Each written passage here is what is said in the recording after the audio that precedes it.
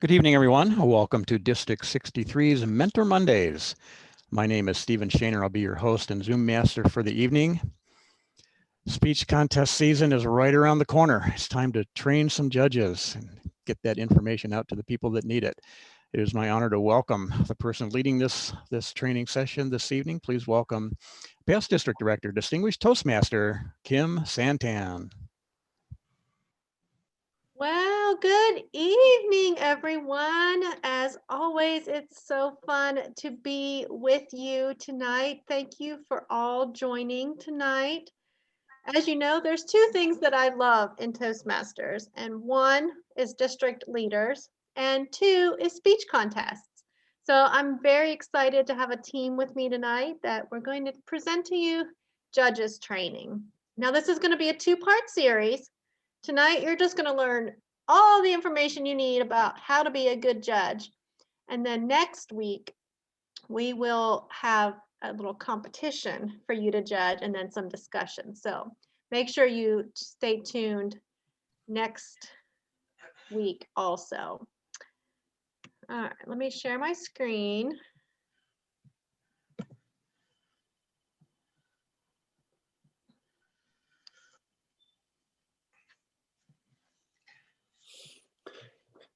All right, I have a group of great people with me tonight to help with this presentation. I have past International Director and past Region Advisor, Dawn Biddick. Past District Director and past Region Advisor, Stephen Shaner. And Area Director, Dean Phillips. So here's the objectives for tonight. We want you to learn and understand what makes a good judge. We want you to know the eligibility of what you need to do to be a contest judge. Understand the ethics and accountability of being a judge. Learn how to use the judge's guide, which is key. And then we're going to practice judging 2 prepared speeches during next week's session. So let's get started. So before we start actually into judges training, I thought it would be key for those that maybe don't know that we do have 5 different speech contests that are recognized by Toastmasters. Can anyone name one? You can take yourself off mute. Give me one of the contests that we have in Toastmasters. Table topics. Table topics, great. What else? International. International, yes. Humorous. Evaluation. Humorous and evaluation, that's Tall great. tales. Tall tales, that was the one I wasn't sure if anyone would get. So yes, there are 5 different speech contests that are recognized by Toastmasters. Now, here in District 63, we do not do a district level contest for tall tales. However, that does not mean that you can't do a club contest and make it a fun event for your club members having a tall tales contest. In the fall, our district does a humorous and evaluation contest. And then in the spring, we do international and table topics. Another piece of information that you might want to know as you enter speech contest season is the hierarchy of how we run speech contests. All contests start at the club level.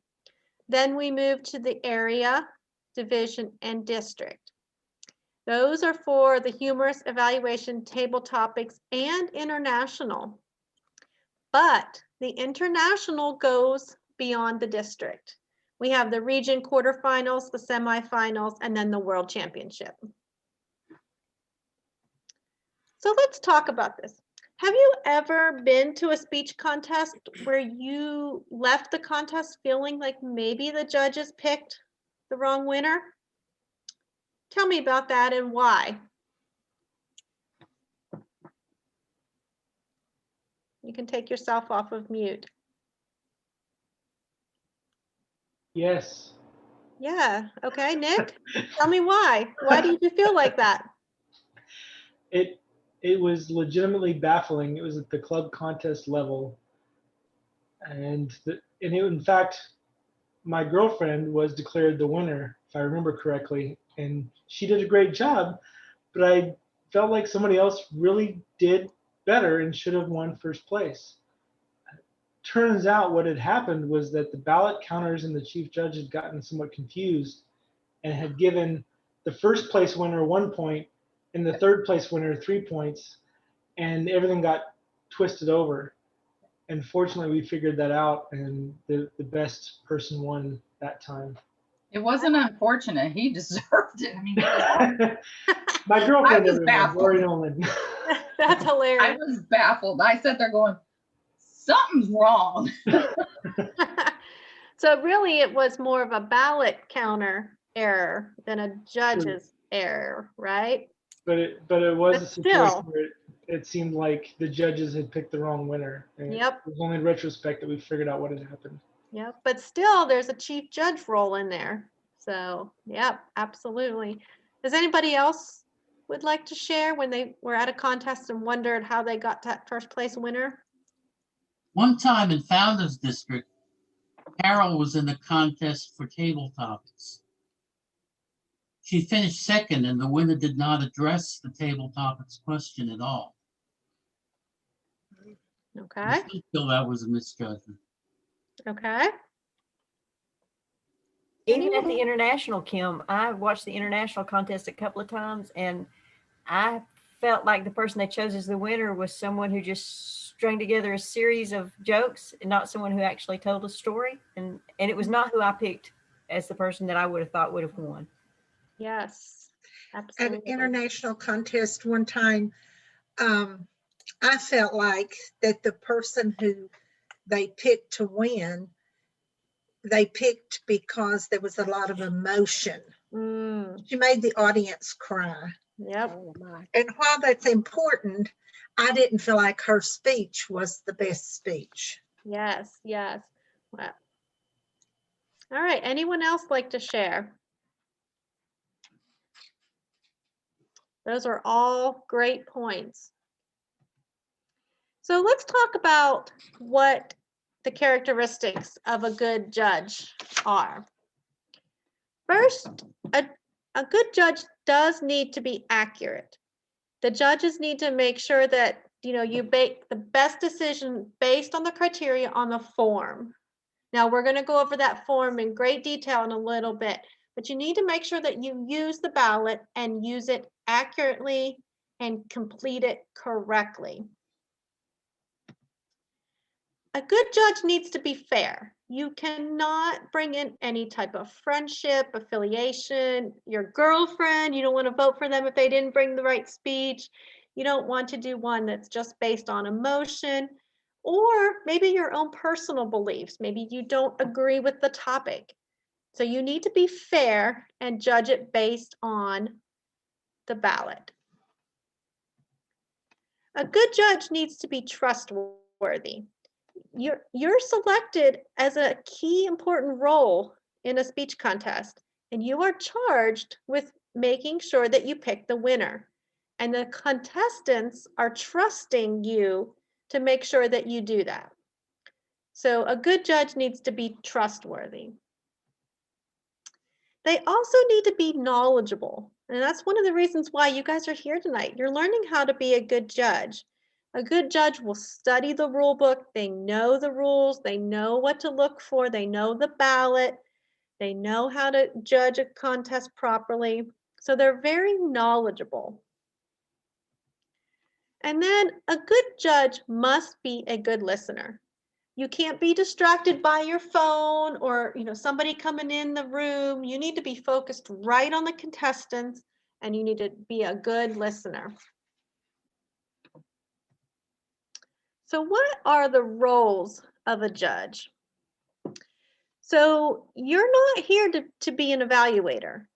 So we need to make sure that we separate being a judge and being an evaluator. You are judging the speech based on the ballot form.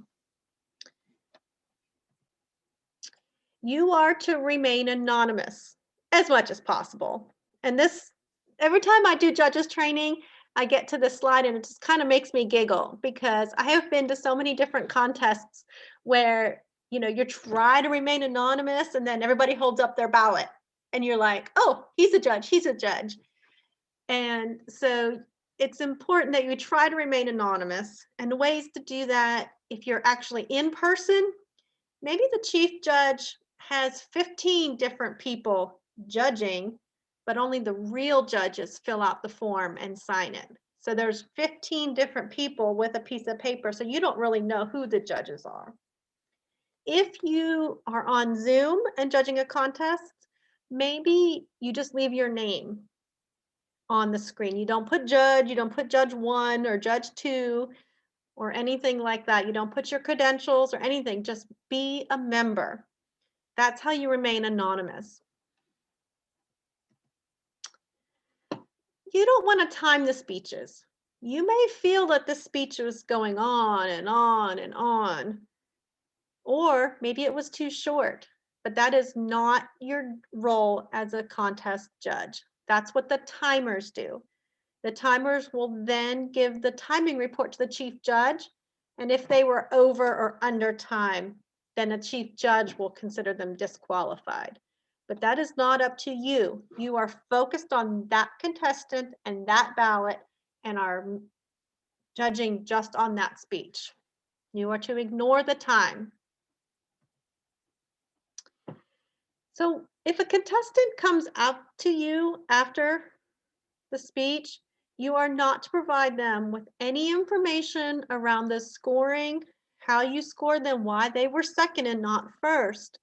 If a contestant would come up to you, you just say, I'm sorry, I'm not allowed to give you any information on the scoring, but I would be happy to give you an evaluation of your speech.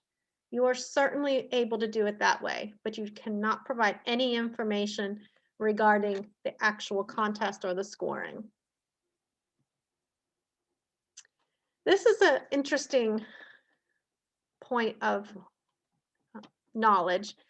So, when we do a speech contest, the contest master always says that the contestants have been briefed, the judging or the speaking area has been determined, all the speakers are aware. But what happens if a contestant decides to go out of that speaking area?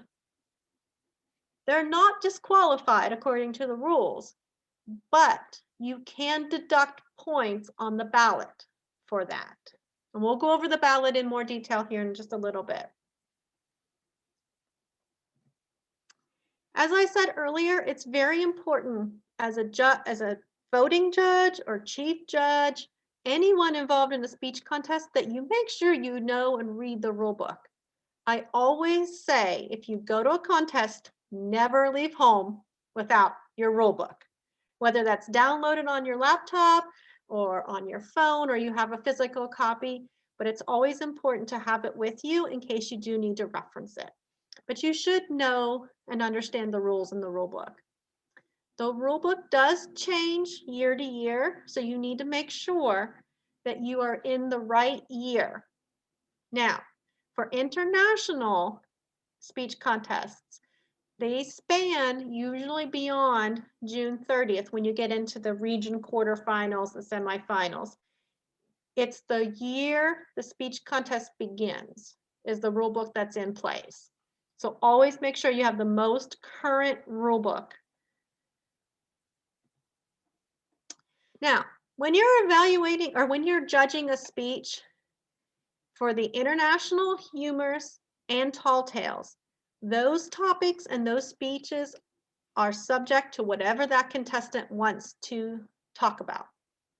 They have to create their own speech, and it must be substantially original. And then if you're going to do any kind of quoting or paraphrasing, it has to be 25% or less. Now, as a judge, if you're listening to that speech and you're like, you know what? I think I've heard that speech on a YouTube video, or, I think somebody in, Division E over there just did that speech. What do you do as a judge in that situation? That is when you can log a protest. Now, protests are only allowed to be by the judges and the contestants. So if you are just there to observe and watch or time, you cannot log a protest. And protests are limited to eligibility, originality, or if they reference other people's speeches. So like I said earlier, if you've heard that speech before on YouTube, maybe it's not original. Maybe you should log a protest. That is when you contact the chief judge or the contest chair and you say, I'd like to log a protest. At that point, the chief judge will meet with you and discuss what the basis of that protest is. If it's after the winner has been announced, sorry, too late. So you have to make sure you do it and do it timely. If a protest is logged based on originality, then the chief judge will get that contestant and they do have the opportunity to respond.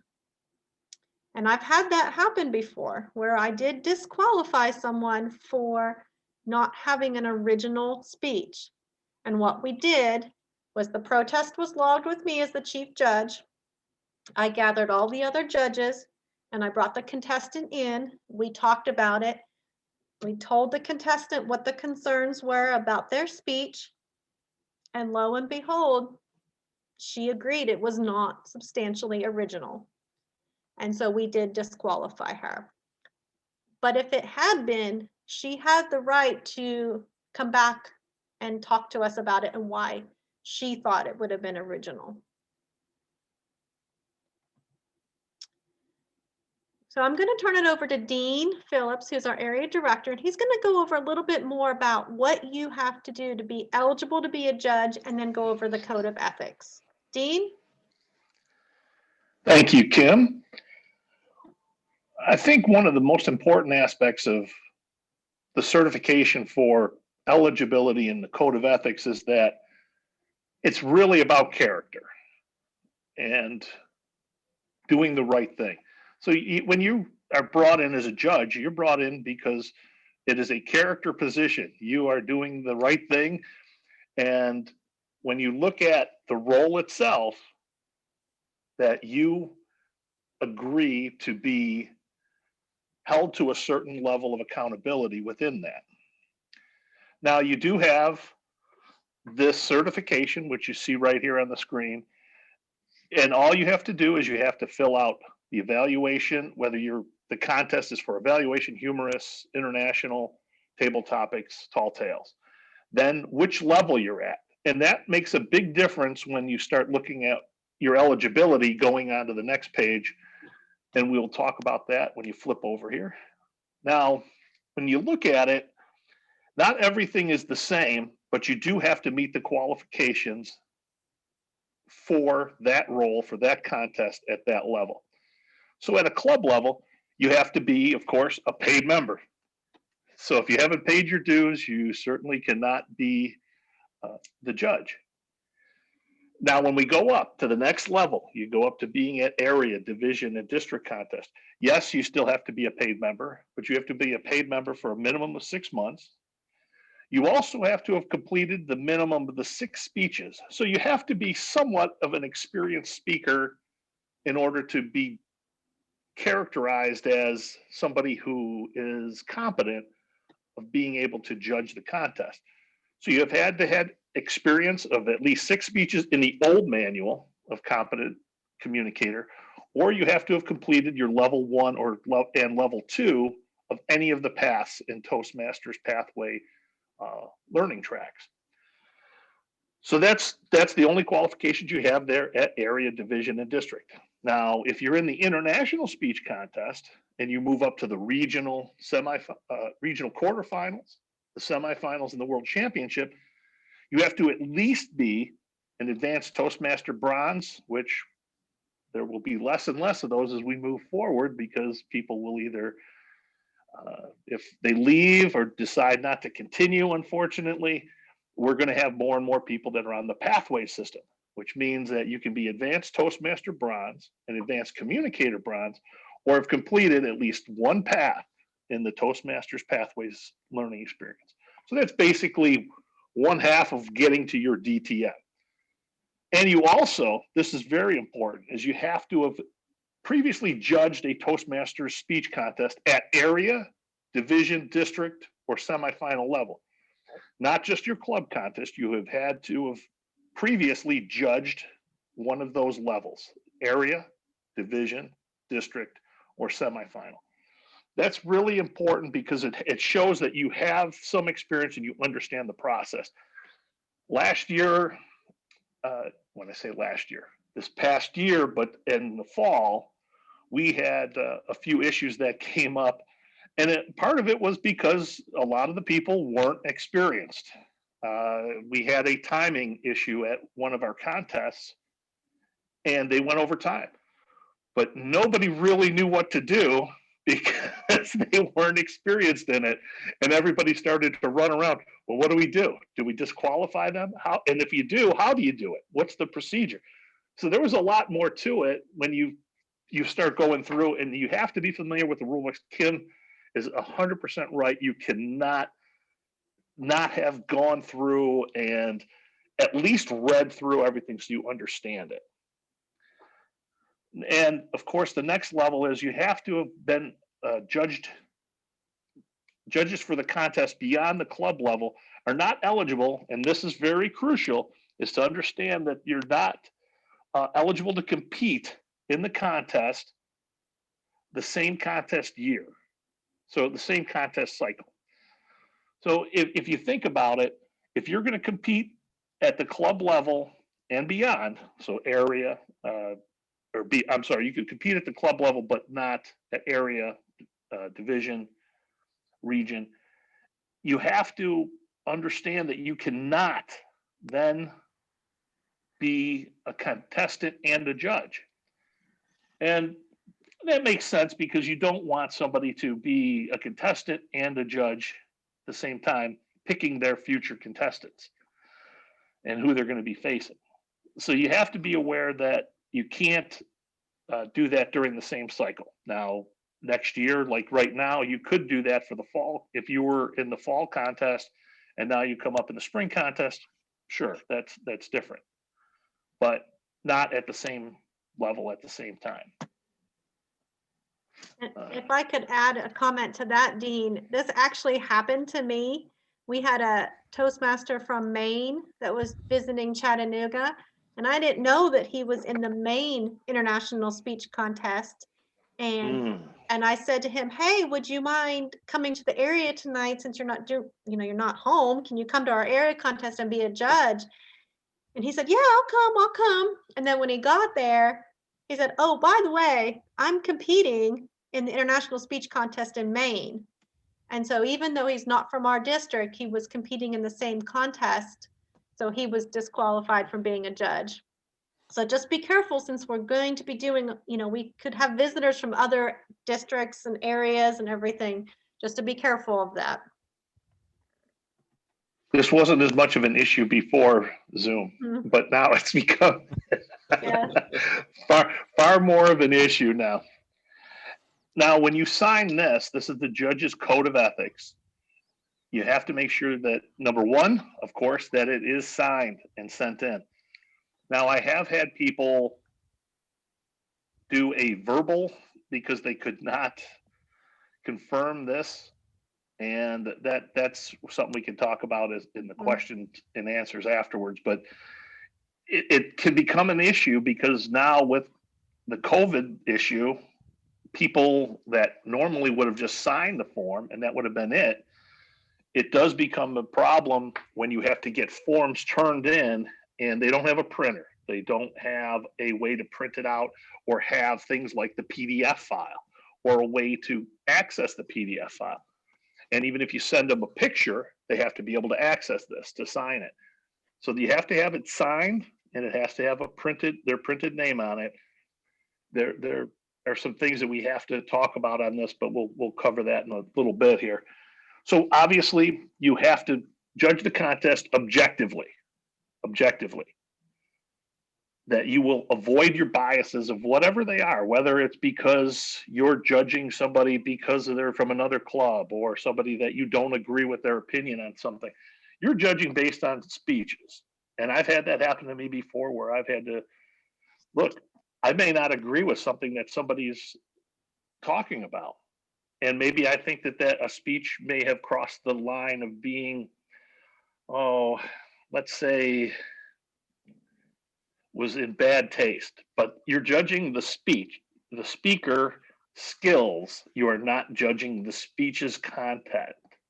Okay, so please be aware of that. And you will not consider the contestants, where they're from, what they do. So if they're club, area, division, district, affiliation, none of that should matter to you. You also shouldn't take and have any opinion of their age, sex, race, the creed, where they're from, if they have a disability, and what their job is, or their political beliefs. That's not what you're there to do. Your job is to be impartial. And you should be that, and people are going to expect that you are above reproach in that aspect. People are going to give you the benefit of the doubt that you did judge based on the quality of the speech. Okay. Again, we mentioned this earlier, but you're not there to time the speech. Number two there, you do not time the speech, and you will not consider the possibility of somebody being under time or overtime. That's not your role as a judge. That's not what you're there to do. That's why we have timers, and we have backup timers. So that's not your role. Number three, that you will support by word and deed the contest rules and judging standards, which means that you will abide by what the rules and the content of the contest rule book is. Make sure that you refrain from commenting on the contest. Don't, if somebody says, hey, what did you think about? Look, you're a judge. You have to be delicate sometimes and say, look, I'm a judge, and I'm not going to discuss anything that had to do with the contest. You're not going to discuss as a judge, you're not going to discuss the scores, the ranking, any of those things. That's not what you should be doing, and you shouldn't be engaging in that type of conversation. And you should explain to somebody, especially if they know the contest rules, that you can't, by rule, you can't be discussing it. And I've even had people that were higher up ask those kinds of questions of people. And the right answer is, I can't discuss that. I'm a judge. That's it. Number four, you are not a member of the same club as any contestant when judging at the division, district, semifinals, and international levels. Okay. Now, when you're at the club level, obviously most of the people there are probably from your club or from another club, but they're not going to be judging the same people, and it's not going to be an issue because obviously there's no bias compared to within the club level. Now, when you get to the area level, you can again be from the same club, but you have to have an equal number of people from each of those clubs at the area contest. And of course, number five, that I have no conflict of interest with any of the contestants that would cause me to be biased. So if you've had, if out in the parking lot, somebody slammed into your car and it was one of the contestants, you may turn around and say, yeah, I may have a conflict of interest here, and you may bow out at that time because you may find yourself that you certainly could not say without a shadow of a doubt that you're not biased. Okay. So then all you do is you go ahead and sign this and make sure that it's turned in. It's the responsibility of the chief judge to make sure that they have all of these forms from the different people at that point. And now I'm going to turn it back over to Kim as we move on to the next one. Thank you, Dean. See, being a judge is a very big deal. So you need to, that's why we're having this training. All right, so here's the meat of it. This is where we're going to get into the judge's ballot and guide. And so I'm going to turn it over to Stephen Shaner to go over this section of the judge's training. Stephen? Thanks, Kim. If you'll stop sharing, I'll go ahead and share my screen here.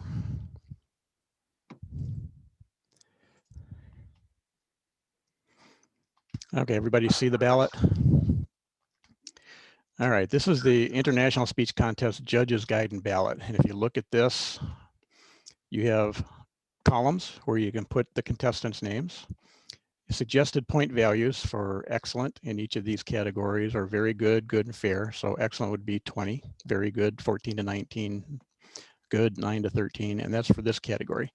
And if you look at this, content is worth 50%.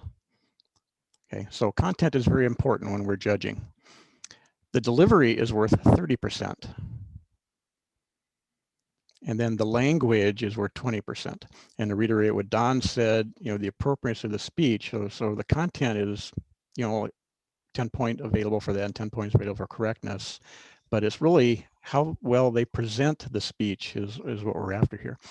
At the bottom, you've got where you will put the name of the first place person, second place person, third place person. You need to sign it, and you need to print your name. And you need to print this information legibly, because if the ballot counters cannot read your stuff, your ballot will be thrown out, and you certainly don't want that to happen. On the back, please get familiar with the judging criteria. So that 50% of content we talked about, speech development, this is what they're talking about. Effectiveness, this is what they're talking about. Speech value. So you want to read this and get familiar with these so that you'll be able to accurately put some numbers in there to rate them on these different criteria. Delivery, again, 30%, physical, voice, manner, and then the language, appropriateness, and correctness. And of course, there is the judge's code of ethics. And I would like to reiterate, it doesn't matter who this speaker is, whether they're your favorite speaker in the district or you've heard them give this speech before and you loved it. None of that matters. You're judging this performance of the speech. So here is the best way to use this form. Whoever the first contestant is, put them over here in column 10. Whoever the second contestant is in column 9, all the way down, depending on how many contestants you have. So speaker 1 is over here in column 10. As they give the speech and you get done, you'll go ahead and give your rating. So in this, as an example, under speech development, I gave them 17, effectiveness 12, and on down, and I totaled it. The next thing I do is I fold the paper and I fold that column over so that I cannot see it. So now it looks like this. I'm looking at speaker 2 column. We don't want to compare the contestants. We want to rate each speech on these criteria. So when you hide that column, now I can rate speaker number 2 or contestant number 2 based on how well they did these particular criteria.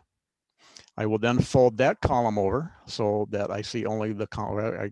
I fill it in, I add it up, I fold that over. So now I'm looking at speaker 3's column and I rate their performance and how well they gave their speech. And I continue that all the way through all 5 speakers. So then I've got these totals down here. So in this case, looks like speaker 3 came in first and I had a tie for second. So 92 points for first, and I had a tie for second. So at that point, it's up to me to determine which one I want to put as second and third. So I can go back and review my numbers and then maybe do a little comparing at that point. When you're done, you need to fill out, okay, so speaker 3 was 92. Okay, I had 80 and 80, but what I did is I decided that speaker 4 gave the better speech than speaker 1. It is up to us as judges to rate them as first place, second place, and third place. We then tear that off and we turn that in. This part we keep and we destroy. We don't leave it laying out on a table somewhere. We make sure it gets destroyed somewhere. So don't even throw it in the trash can in the meeting room where you're having the contest. Of course, on Zoom, it's not an issue. You can give them back to the chief judge and they can take care of it, but just make sure you're not leaving that kind of paperwork around. So real quick, are there any questions on how to use this ballot? Hey, Stephen, this is Don. Not a question, but a comment, Please. if that's okay. Yes. And you sort of alluded to it just now when you talked about the second and third place because they tied in points.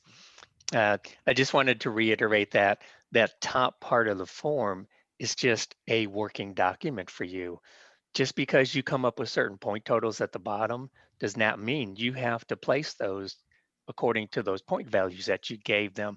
It's just a way of you ranking them for yourself. Because I've seen where I've judged a speech contest, and let's say in this example, I've said, okay, 92, yeah, 92 was the winner. But you know what? Even though I scored the last speaker 73, I think I still kind of like them better than the other ones that scored like 80s on my sheet. You may put that person second place. So just to reiterate kind of what you were saying is it's just a guide for you to kind of keep track of how you think they're doing. Okay, yeah, thank you for. I have a question too, Steve. Yep, go This is ahead. Ed, this is Ed Zinkowitz. Mhm. Would you speak, Steve, to the issue that was raised earlier about crying? What would you do when the speech really tugged at your heartstrings? Where do heartstrings fit in here? Heartstrings probably fit into the appropriateness and correctness, and those are always wonderful speeches, but remember, we're really judging here how well they presented their topic. Somebody gave an example a while ago, and I went to a humorous speech contest one time where the contestant did nothing but a bunch of one-liners. He was a stand-up comedian. He didn't give a speech. Okay, so I was crying my eyes out because I was laughing so hard. So was everybody else in the room, and he was the funniest guy of the night, but he didn't give a speech, and he didn't place. Okay, so you need to think about that. Yeah, those types of speeches are wonderful. We learn from them. They're sad. We cry. We feel emotion. But then you go back here and say, okay, well, how well did they develop this speech? Was it a well-developed speech? Maybe it was, but maybe it wasn't. How effective was it? Well, it was probably pretty effective. Everybody was crying. Was it a valuable speech? Just because we're crying doesn't necessarily mean they added a lot of value to our life. Okay, they might have told us just a sad story. So you look back at these things and you judge that way. Does that answer your question? Okay, thank you. Any others? Yes, Steve, yes. Go ahead. Steve, this is Ralston Maloney. I was led to believe that when you have two contestants with the same score, you refer to a tie-breaking judge. And you ask the tie-breaking judge what their view of those two are, and then you go with what the tie-breaking judge. And that's not for each individual ballot. Okay, so when the ballot counters tally up the scores from all of the ballots, if they end up with a tie, then they go to the tiebreakers ballot to break that tie. Okay, so you're not going to use the tiebreakers ballot to break your tie. You need to do that. You need to determine who you think was first, second, third, and put that on your ballot.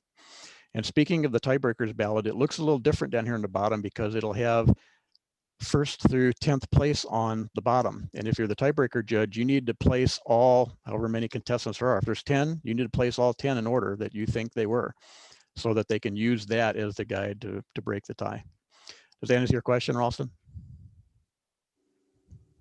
I'm a little more, I think I'm more confused. I always thought that the score of the tie-breaking judges is what rules. I didn't know that judges had the flexibility to decide what person they wanted to pick, even though the scores were tied. At least that's not how I read it in the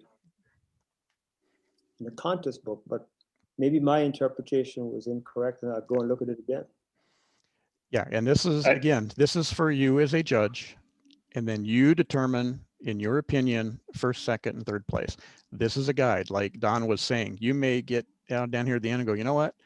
I really think this person gave a better speech than either of these 80s. So I can place that as second if that's the way I feel. Okay, I think I see what you're saying there. So the tie-breaking judge only comes in after you have determined the first, second, and third place winners. Yeah, that's what the ballot counters use. So when they add up all these, so you see down here, the first place gets 3 points, second place gets 2 points, third place gets 1. So the ballot counters have a sheet and they go through all of these slips and they record these points. And then if they add those points up, and if there's a tie, then they go to the tiebreakers judge ballot. Okay, that makes sense. Yeah, okay, yeah, I understand. I Okay. understand what you're coming from. Okay, good. Great question. Thanks for helping us clarify that. Anybody else? Yeah, I have a question. Yes.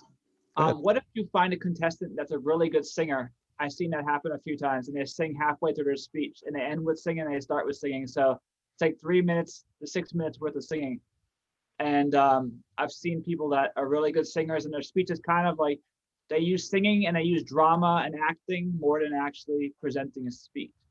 It's more of like an act than it is an actual, I guess, a speech, unless it's a way of communicating in a different fashion. I was wondering about that when it comes to the style of development and speech and effectiveness. You're going to have judges that are going to rate them high for that, and you'll have judges that'll rate them low for that. So it's really, you know, how did the speech make you feel? Was it developed well? Did the singing add value? You know, was it effective? So you answer these questions and you give points accordingly. And there's going to be people that are going to rate those speeches low. There's going to be people who rate them high. So it's how you feel as a judge. Okay, great, thank you. Mm-hmm. I think Mark had a question. Yes, I did. Go ahead, Mark. The virtual ballots that you hand out, how will we be able to record scores on them? We do not have write capabilities on the computers that we're using. I have not been a judge virtually. Has anybody been a judge using Zoom that can answer that question? I have, Stephen, and we just put the first, second, and third place in the chat box and send it directly to either the chief judge or the ballot counter as instructed for that particular contest. Yes, and Okay. Stephen, I've also seen that they have used Excel. Like there's some, I think there's like a someone has set up like a ballot type of electronic ballot that you could actually submit the 1, 2, and 3. But I mean, there's been some areas that have used that as well. Okay, so there's different ways of doing it. And when you go through your judge's briefing, you'll find out what they're expecting you to do. Does that sound reasonable to everyone? Yep. Okay, so the chief judge will let you know how to handle that. Yeah, so And I it's was been the done chief different. judge. Yeah, I was the chief judge for one of the contests, and I did not want to take full responsibility for reading all of the first, second, and third because it was virtual. So I delegated myself and another ballot counter who happens to be a very good judge and has done this training for us before as the second person to receive through this private chat the first, second, and the third. And so as I was reading, I said, Mary, do you agree with my first, second, and third? And she'd say yes or no if I messed it up. So that way we always had two people to read it and to be accountable. Okay, so bottom line, it's up to you as a judge to make sure you've got a first place, second place, and third place person on this, and that is readable so that the ballot counters know what it is you're trying to say here. And if you have a tie on your sheet, break the tie. You have to decide which one is going to be, higher than the other. I will now turn it back over to Kim. All right. Thank you, Stephen. So just so you know, usually as the contestants prepare, if they know how to go through the Toastmasters success of moving up from area to division to district to semifinal, all that, they are studying these ballots and they are preparing their speeches based on what's on the ballot because these ballots are out there for everyone. So that's why it's very important as a judge that if you know you're going to be a judge, then you need to take some time prior to the contest to read that back part and see exactly, well, what is speech development? What is physical appearance and all that? So you know exactly what to score that as. All right, so we'll open it up for questions at this point. I've got a question. Mm-hmm. If you have a contestant, this is more of a general question instead of about judging or whatever, but if you have a contestant that's a member of two different clubs,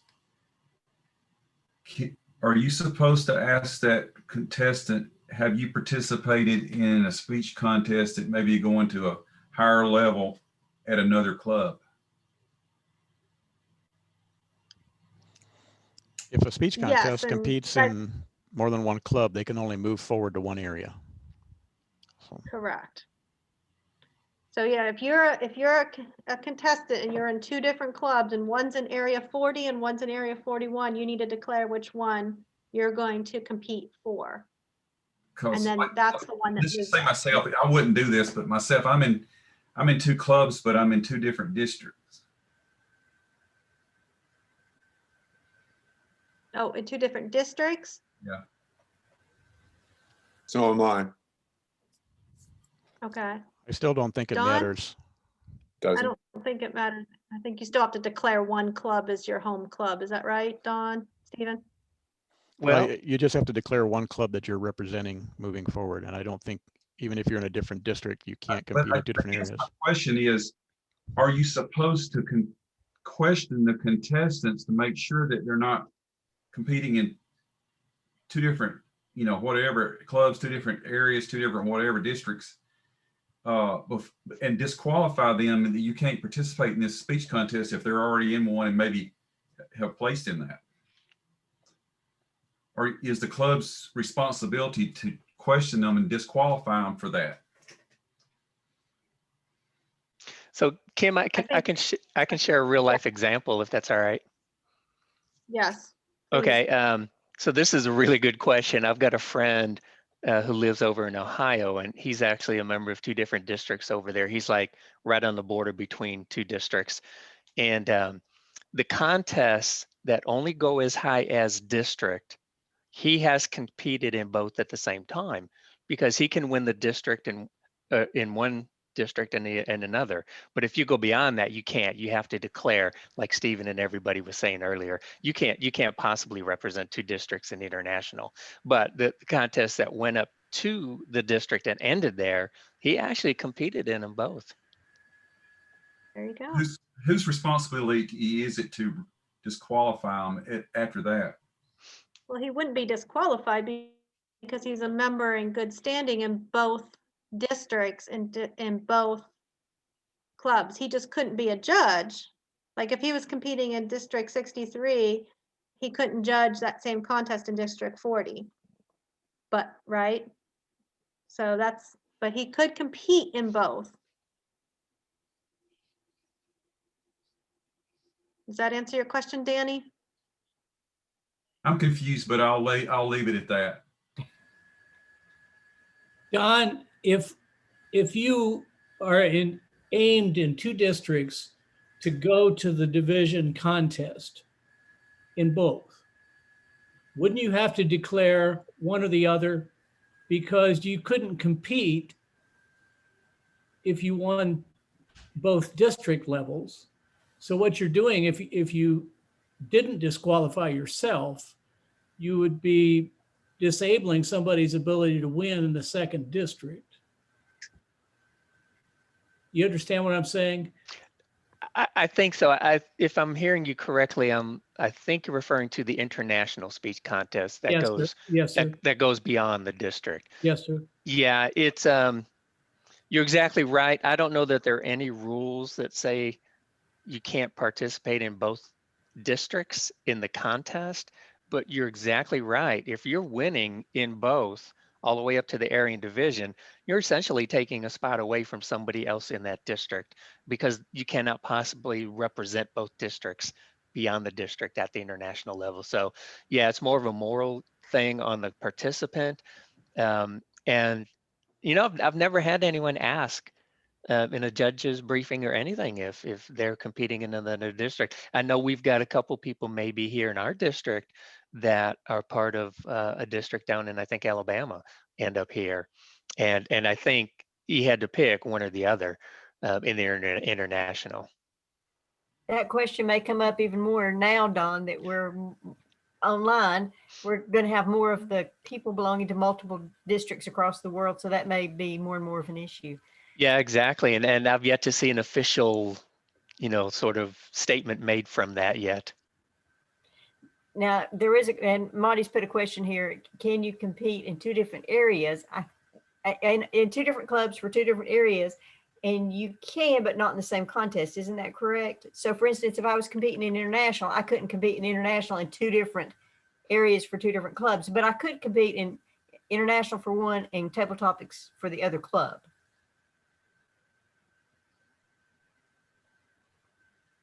I was, I'm in, again, I want to go through it again. I'm in two different clubs and two different districts, but I competed for speaking in one club and won that. I competed to be an evaluator in another club, same contest, and I won that. So I kind of had to pick one or the other. And I think that's fine as long as it's two different contests. Correct. It was the same contest. No. What I mean is you were evaluating in one and you were speaking in the other, right? Okay, so that's two different contests. We just happen to have them at the same time. Yeah. Okay, so as long as it's two different contests, you're okay. Correct. I have a question here. The same principle you talked about, Don talked about district. You cannot participate in the district. Doesn't the same logic apply for the same area? If I'm a member of two clubs, why are you restricting me to not participate in both the clubs? I know it is not ethical, but again, it's a logical issue. How do I declare as a home club? That becomes a lot of logistics. I can declare my home club as Harpathvi club. I can be participating from another division, a club, Igniter Springfield club. I can participate through them. My home club is Harpathvi club. So it becomes very difficult to track who's doing what. And if we are going that line, we have to start in the beginning itself, which is their home club, restrict them to participate in only one club, one contest. That means we are basically discouraging them to not join the other club. I think the thing is the participation maybe isn't the issue, but the winning is. So if you won the international speech contest in three different clubs from three different areas and you were the only contestant that went to the area contest, that wouldn't be very fair. No, I understand. The point is, what I'm trying to say is, if you are going to international at the district level or regional level, you need to decide which club are you going to represent.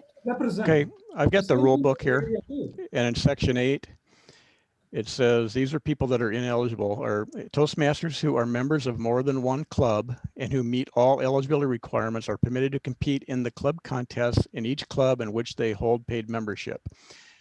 No contestant can compete in more than one area speech contest of a given type, even if the two areas are in different divisions or districts. There you go. So that's what I remembered the rules or the verbiage saying.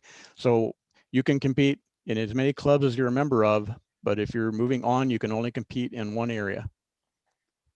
What did Kim say? Always read the rule book. and you know, Stephen, where I've seen that happen is, let's say there's a member of 3 clubs. That member may participate in the first club contest, and if they win, they just go on with that club as representation. Yep. But if they lose, then they'll try the next club contest. Then they'll try the next club contest. I've seen that too. When we split our district, the line for our district went right, the split went right through the middle of Minneapolis and St. Paul. So, you know, you've got a lot of people that are in clubs in both districts, and they were trying to advance through both districts, and we put a stop to that. So. Yeah. At the division level, can you compete in every contest if you won every single one by the time you get to division, like the spring conference? You can compete in every single one. Is that correct? If you made first in every? Yeah. Okay, good to know. That is correct, because they're all their individual contests. So you can compete in all 4 if you made it to the district. Thank you. These are great questions. I didn't mean to open up a can of worms, but I think it's probably a lot of confusion down at the club level about if they really need to explain this to someone or disqualify someone from competing if under certain conditions. Yep. And That's why some of you these never sound leave like home without your rule book. That's right. some of these sound like it'd be really hard to enforce. Well, And granted, they're very niche situations. The thing is, if somebody does that and say they go ahead and they compete in 2 areas, you know, at some point they could get disqualified once somebody finds out, you know, so they could get disqualified from all of them. So it's not something that's worth trying, in my opinion. Yep. It comes And I back. don't think it's not something that happens very often, I don't think. Mm-mm. So I've got a question. Let's say I was a contestant at the club level and lost. Is there any rule that says I'm disqualified from judging at the area level? I don't think So, so. so I've never maybe I'm seen a you bitter judge. loser, right? Yeah, We've got plenty of those I nowadays. think that, I think that's where that one phrase comes in the rule book that says you cannot judge in any contest that you're a contestant in. There we go. So if you've already been a contestant and you lost, you should not continue to judge at the area, division, district, etc. That's my opinion. Is that how you guys, Dawn and Stephen? That's the way Interpret I've read that? it. Yep.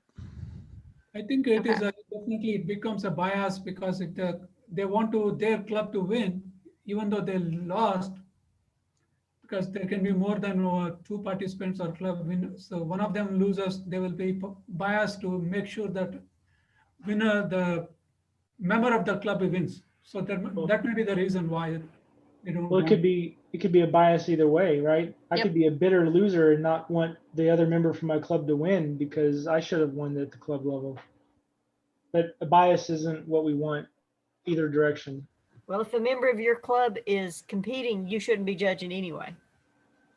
That's correct. You're not Fair supposed That's to judge. correct. That's right. Yep. You cannot judge in a contest where you have a contestant beyond the area level. You can do it at the area Right. level because the area is supposed to have equal representation of judges from all clubs. But Right. at the division, district, etc., if you are a member of the same club as a contestant, you are ineligible to be a judge. Now, Kim, this always comes up every time we have contests, and it's come up the last couple of times we have. At some levels, you have to have 5 judges. At some levels, you have to have 7 judges. They have to be from all the areas. They have to be from all the clubs. And it always has the little phrase in there that says, where practical.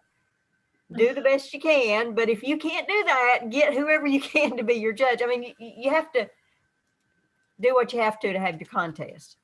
But as far as possible, have the correct number of judges, Yes. have them from different clubs, have them from different areas. And that is the great thing about Zoom. You can get people to come from all across the district, the region, the world, as long as they meet the eligibility requirements.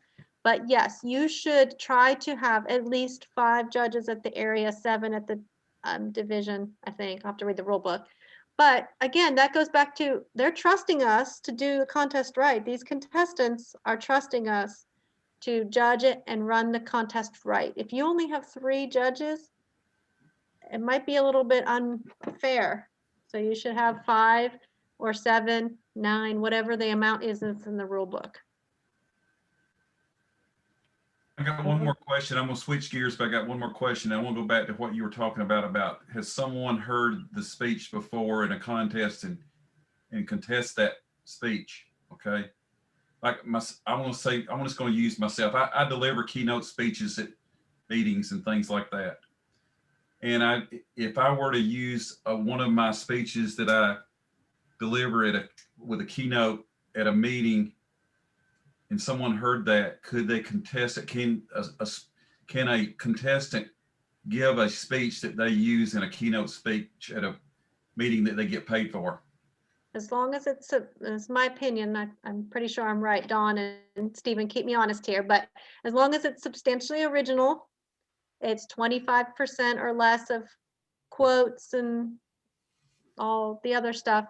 As long as you're not taking somebody else's keynote and stealing it, you can use your own. And that's happened before. There's people that have reused speeches from prior contests in years past. As long as it's their own, it's substantially original, etc., you can use it. And if someone protested, if a judge or another contestant protested, Danny, they would come to you and say, explain what's going on, and you would have an opportunity to say, it's a speech that I've given before, but it's original speech. I give it as keynotes at whatever. Mm-hmm. That's correct. Okay. Another thing, Kim, that's come up since we've been on the virtual format Mhm. And especially at the club and the division and the area level, we try to tell everybody, don't judge the contestants based on the quality of their video, because some are using phones, some are using laptops, some are using computers. So again, base it on the performance and the speech itself, and not on the quality of the video. Yep. But don't forget, I mean, you could deduct some points for presentation or some of the other groupings in there. If you are a judge and you feel that that needs to be deducted. Some of these people that have gone on to semifinals and regionals and all that, they have good equipment to do their speech contest. But yeah, you base it on the ballot. It all goes back to that ballot. Base it on the ballot. Is there Yeah, if any, you saw what Mike Carr had, it was pretty good. Mm-hmm. He didn't have, he wasn't doing this on his iPhone or. Yeah. Exactly. You had mentioned All about right. Any question. You had mentioned about the deduction of the points. Is there any standard there? How many points they have to deduct? Or nope, there's no standard. It's based on your evaluation or judging of that speech. So if you feel like maybe you should deduct 5 points for something, maybe, you know, Dory's judging it, she only deducted 3 and I deducted none. It's my opinion. It's based on the ballot. All right, well, we're coming up. Oh, go ahead. I have a different concern that has to do with not quality of video per se, but the distance the camera is from the speaker.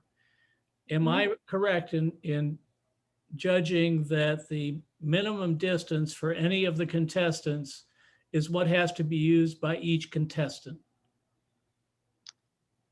So if I can stand behind me next to those pictures and give a speech, but you can't move any further, Kim, than another foot behind where you sit now, then I need to be sitting right here to give my speech rather than back there, because I'm limited to the distance you are from your camera.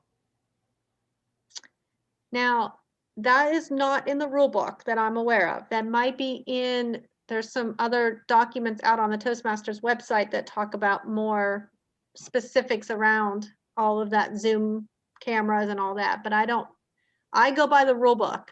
And if it's not in the rule book, then it might just be a best practice. Those were the instructions agree. we received last year, Kim. Okay. Say again, Stacy. Those were the instructions that we received last year, Ed. Your minimum distance is based on the greatest distance of the one contestant. So if Kim can't move back any further, then that's where you need to be as well. All Those right. were the instructions we received last year from International.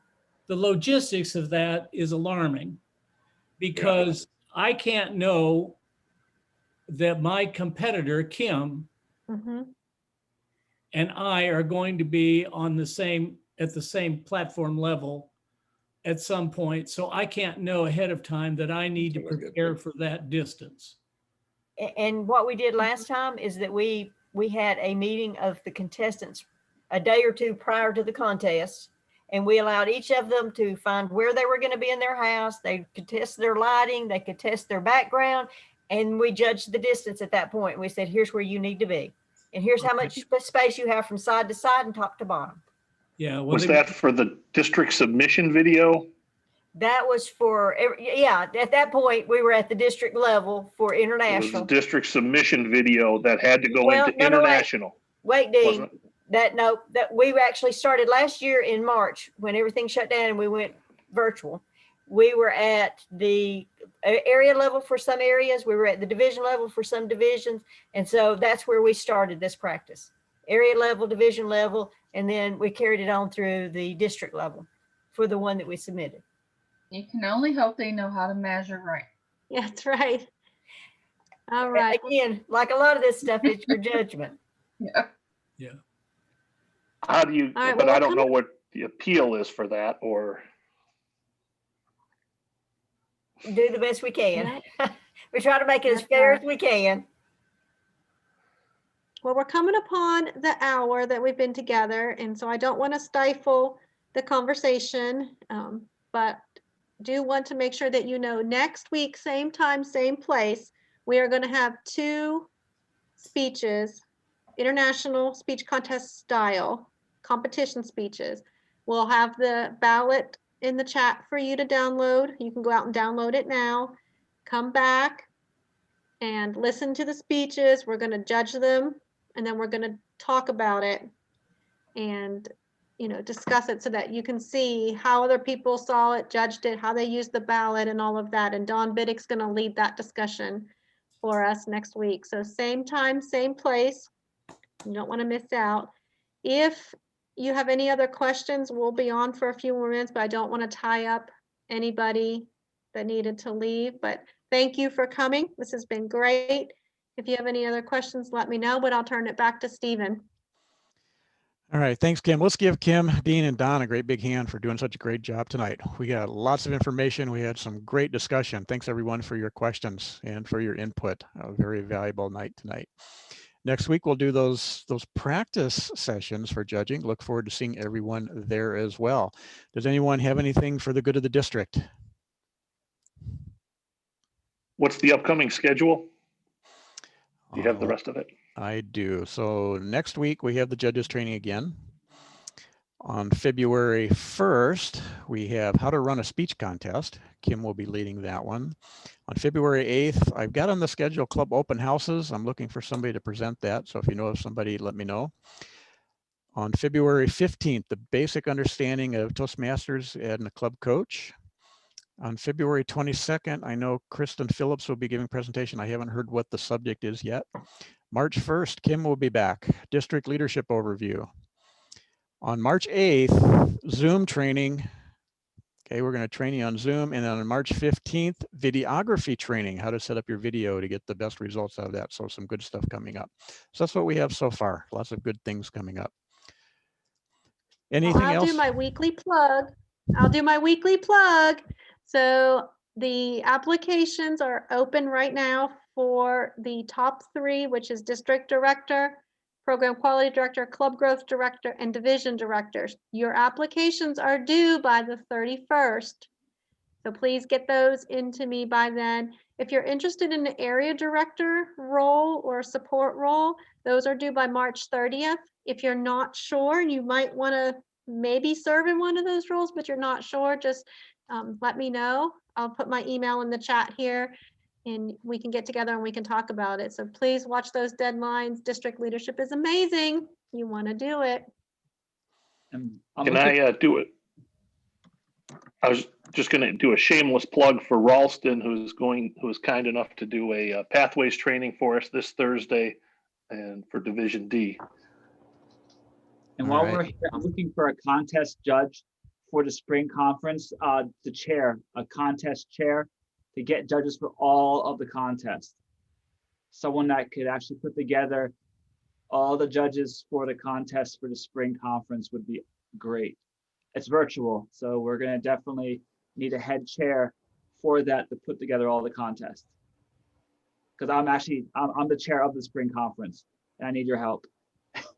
That's great. Well, Definitely.